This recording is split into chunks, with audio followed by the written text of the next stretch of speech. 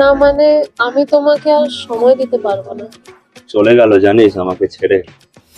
এতক্ষণ ধরে এই করছিলিস? আমি তো ভাবলাম সব ঠিকঠাক হয়ে গেছে।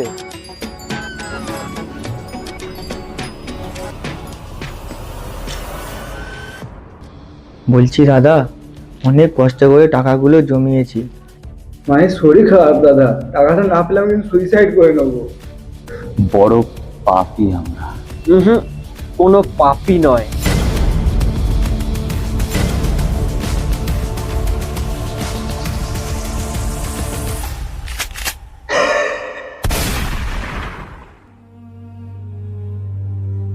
Sorry madam.